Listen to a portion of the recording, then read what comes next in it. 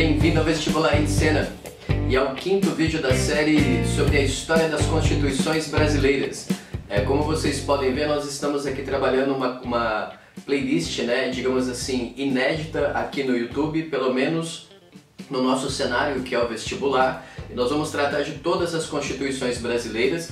Se você ainda não conferiu os vídeos anteriores, volte lá desde o primeiro, porque existe uma narrativa interna, tá certo? Ao longo desses 10 vídeos, combinado? Estamos na metade do nosso curso, digamos.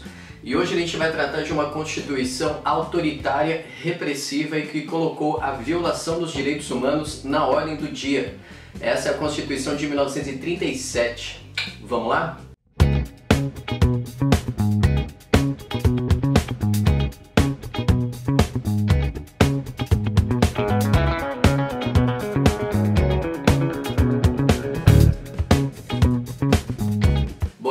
Para a gente começar, é preciso levar em consideração que a Constituição de 1937 ela demonstrou um retrocesso em relação às constituições anteriores, tá legal?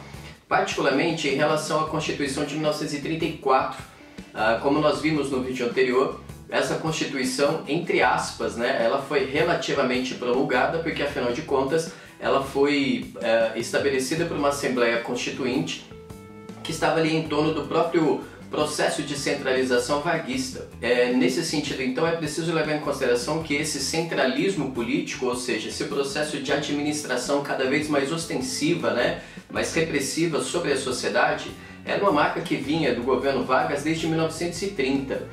E o seu auge foi na tenebrosa noite de 10 de novembro de 1937, quando Vargas fechou o Congresso, isso sem o aval do Exército, porque o general Dutra, apesar de ele endossar, aprovar a repressão varguista, ele manteve as forças de fora, e naquele momento então foi outorgada a nossa segunda Constituição autoritária.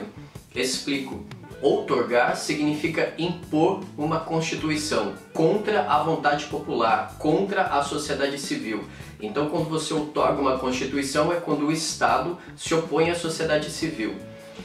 E nesse sentido, então, em 1937, essa Constituição outorgada, ela foi elaborada pelo Francisco Campos, que foi uma espécie de mentor do fascismo brasileiro na década de 30. E essa Constituição, ela esteve descrita no Enem de 2009 e, como sempre, eu gostaria aqui de recorrer, tanto a uma bibliografia quanto também aos enunciados dos vestibulares, para poder acompanhar o nosso raciocínio. Vamos lá? O autor da Constituição de 1937, Francisco Campos, afirma no seu livro, O Estado Nacional, que o eleitor seria apático, a democracia de partidos conduziria à desordem, a independência do poder judiciário acabaria em injustiça e ineficiência, e que apenas o poder executivo, centralizado em Getúlio Vargas, seria capaz de dar racionalidade imparcial ao Estado, pois Vargas teria providencial intuição do bem e da verdade, além de ser um gênio político. Repito a citação, é um livro publicado pela José Olímpio em 1940, chamado O Estado Nacional, de autoria de Francisco Campos.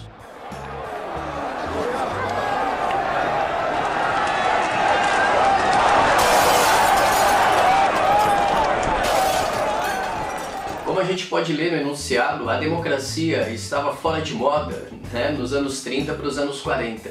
E aqui a gente precisa como que dar um retrospecto, dar um passo para trás para poder compreender melhor também o cenário internacional. Afinal de contas, o fascismo italiano ele havia ascendido, ele havia chegado ao poder em 1922 através da famosa Marcha dos Camisas Negras, que contou com o apoio da Igreja Católica, tendo em vista o combate ao comunismo. É importante levar em consideração que o fascismo italiano ele chega ao poder antes da crise de 29. E depois nós tivemos a ascensão também do nacional-socialismo dos trabalhadores alemães, isto é, do nazismo em 1933, tendo como uma das causas a crise de 1929. Isso significa dizer que o nazismo ele tem que ser compreendido como um efeito, um desdobramento dessa crise econômica mundial. E depois, por último, mais ou menos importante, é preciso levar em consideração também o próprio regime salazarista, né? Antônio Salazar foi o primeiro-ministro de um regime fascista lusitano.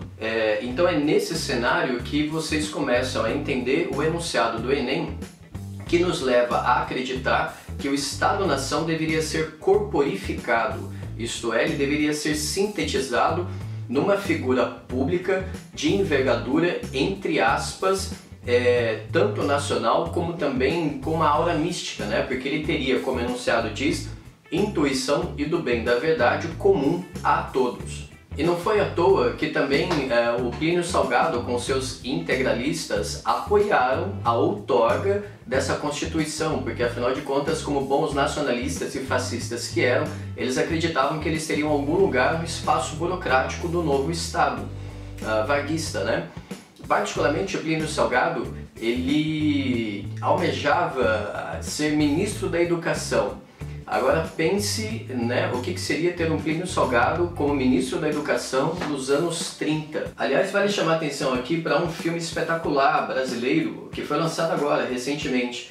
O filme se chama O Menino 23 e ele acompanha um historiador carioca que investiga a presença de nazistas em fazendas brasileiras, particularmente fazendas cujas pessoas transitavam, né, entre o interior paulista e também a capital, Rio de Janeiro. Eu vou deixar aqui a dica na descrição do vídeo, como sempre, para vocês. E fica aí a sugestão porque é um filme bastante rico, com depoimentos de pessoas que conviveram com a família nazista e também frequentaram o cotidiano dessa fazenda, né? É um filme bem legal que vocês não podem perder, O Menino 23. Então, como eu disse para vocês, não foi somente o Plínio Salgado que acabou apoiando a outorga dessa Constituição. Muitos militares, muitos burocratas, muitos profissionais liberais também foram coniventes, né, com esse golpe de Estado, porque afinal de contas existiria um processo de renovação administrativa e burocrática. E o que isso quer dizer? A partir de então, Vargas continuou nomeando interventores nos estados e até mesmo administradores para poder compor o Ministério da Fazenda, o Ministério da Agricultura, o Instituto Nacional de Cinema Educativo, o famoso INSE. Houve também a criação de um Conselho de Segurança Nacional e também de um Conselho Nacional do Petróleo, para que dessa maneira, como a gente disse para vocês lá no vídeo anterior, esse processo de centralização varguista também tivesse em vista uma maior racionalização de toda a vida econômica, social e administrativa da sociedade. Nesse momento, se você já tem repertório suficiente, vale chamar atenção para um detalhe muito importante. Quando a gente fala de um processo de racionalização da sociedade, significa que o Estado chama para si o comando administrativo, burocrático, controle financeiro, controle de circulação das riquezas, e nesse sentido, então, essa perspectiva burocrática é uma perspectiva weberiana. Ou melhor dizendo, é justamente esse processo de burocratização que o Weber vai chamar de desencantamento, porque ele demonstra como a vida humana, a vida social, ela se desencanta, ela esfria, ela se torna cada vez mais técnica, ela se torna cada vez mais pragmática, ela se torna cada vez mais funcionalista. E se isso acontecer, é fatal, né? A chance de haver um Estado autoritário e repressivo aumenta.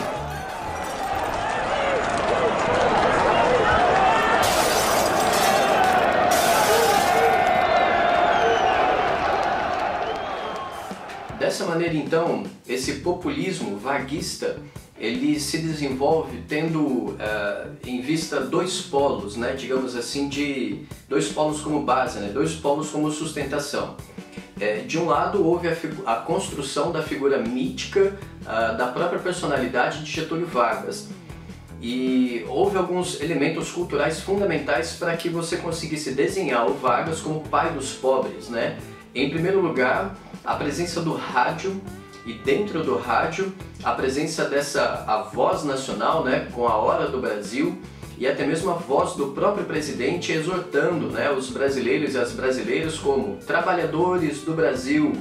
A gente, no nosso vídeo, na aula que nós tivemos, que a gente já produziu aqui a respeito de Vargas, a gente já utilizou um filme da Ana Carolina, que foi uma diretora que na década de 70, em 1974, se valeu dos arquivos do DIP, Departamento de Imprensa e Propaganda, para poder construir, né, um acervo imagético que demonstra pra gente justamente essa construção de um líder carismático. Fica aí a sugestão para vocês, eu vou deixar aqui no canto do vídeo o card com a aula.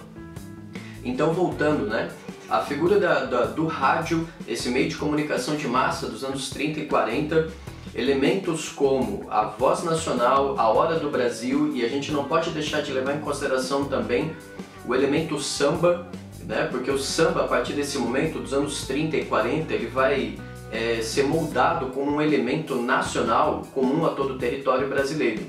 E depois, por outro lado, um outro polo, é preciso levar em consideração a submissão dos sindicatos à intervenção estatal.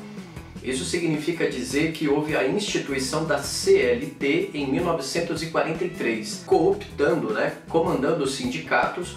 O governo varguista consegue, de alguma forma, ter pleno controle da sociedade civil. Por esse motivo, então, o seu governo veio a ser historicamente uma ditadura civil. E é o que a gente consegue identificar, mais uma vez, no enunciado do Enem de 2010. Então, vamos mais uma vez para uma questão para a gente poder conseguir construir esse raciocínio.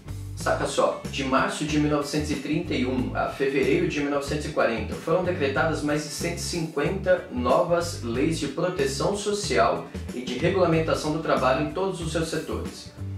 Todas elas têm sido simplesmente uma dádiva do governo. Desde aí, o trabalhador brasileiro encontra nos quadros gerais do regime o seu verdadeiro lugar. A citação é de Dantas, a força nacionalizadora do Estado Novo. A publicação é uma publicação carioca, do próprio DIP, de 1942. Então aqui nós temos um documento de época que revela para nós como grande parte dos direitos sociais ligados às questões trabalhistas nos anos 30 e 40, elas foram mecanismos de amortização das reivindicações dos operários. Dito de outra forma ainda, o Estado varguista ele coopta, né? Ele chama para si a responsabilidade de orquestrar os interesses da classe trabalhadora.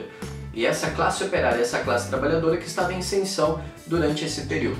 Dessa maneira, então, a Constituição de 37 extinguiu o sufrágio universal e, portanto, também extinguiu a eleição em todos os níveis, né? Municipal, estadual e também federal e até mesmo para o legislativo. Houve a intervenção federal em todos os estados, nas unidades federativas, houve a subordinação do judiciário ao executivo e houve total liberdade à ação da polícia especial. É nesse momento que, se você pegar um pouco da história aí de Olga Prestes, Luiz Carlos Prestes, essas biografias ilustram também esse sistema repressivo durante o governo do Vargas. Houve também o estabelecimento da censura e também a implantação de propagandas oficiais, como eu já disse para vocês, né, através do DIP e também através do INSE, Departamento de Imprensa e Propaganda, Instituto Nacional do Cinema Educativo, e eliminação do direito à greve e o restabelecimento da pena de morte. E aqui é nesse momento que a gente faz uma breve pausa antes de terminar, a pausa na qual eu gostaria de trazer à tona alguns fichamentos do livro do professor Marco Antônio Villa. O professor Marco Antônio Villa, né, no seu livro História das Constituições, que tem também nos acompanhado ao longo dessa playlist, ele chama atenção para o fato de que a Constituição de 37 ela foi uma resposta a todo aquele contexto histórico, ou seja, tanto a ascensão do nazifascismo e também do salazarismo europeus, como também a intentona comunista brasileira. Afinal de contas, entre 1935 e 1940, nesse prazo de 5 anos, houve a prisão de mais de 7.000 pessoas. Então tem em vista, entre aspas, né, a aspiração da ordem e da paz nacionais, o governo varguista responde cada vez mais com repressão. E nesse sentido, ele acaba criando uma Comissão Nacional de Repressão ao Comunismo e também uma Comissão Executora do Estado de Guerra. Vale a pena chamar atenção para um fator que esteve presente lá na aula anterior. A Constituição de 1934, quem passa a rezar sobre o estado de sítio no Brasil. E o estado de sítio é o estado de exceção. Se isso está inscrito na Constituição, é porque o Estado atribui para si a capacidade de não somente legislar sobre a paz, mas também sobre as condições de guerra.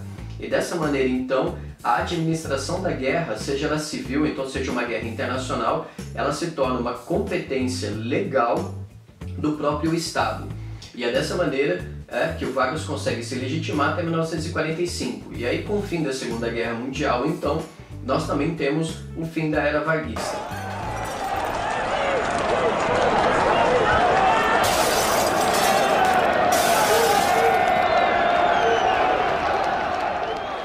Muito bem, e aí para a gente poder concluir, é preciso levar em consideração o que a gente já disse lá no começo do nosso vídeo. Essa Constituição de 1937, ela foi a mais repressiva, a mais autoritária e demonstrou uma ruptura em relação à Constituição anterior. Violação dos direitos humanos, autoritarismo, repressão, controle dos sindicatos, prisões arbitrárias estavam na ordem do dia. Um último detalhe que é preciso chamar a atenção é para o fato de que direitos humanos ainda não existiam, porque nós estamos no cenário da Segunda Guerra Mundial. E é nesse cenário, então, que em outubro de 1945, particularmente 29 de outubro de 1945, o Vargas ele é apeado do poder, e entre outubro e dezembro nós temos um período de exceção, ou seja, quem modera o país, quem administra o país são justamente as Forças Armadas e o nosso superior tribunal. E depois, em dezembro, nós temos eleições e em 46 nós teremos uma nova Constituição. Mas isso já é tema para o nosso próximo vídeo. Tá legal? Espero que vocês tenham gostado de mais essa aula. Compartilhem com as suas amizades, com os seus grupos de WhatsApp. Segurem as pontas aí, porque semana que vem nós voltamos com uma Constituição pluripartidária, a Constituição de 1946. Um abraço forte e bons estudos!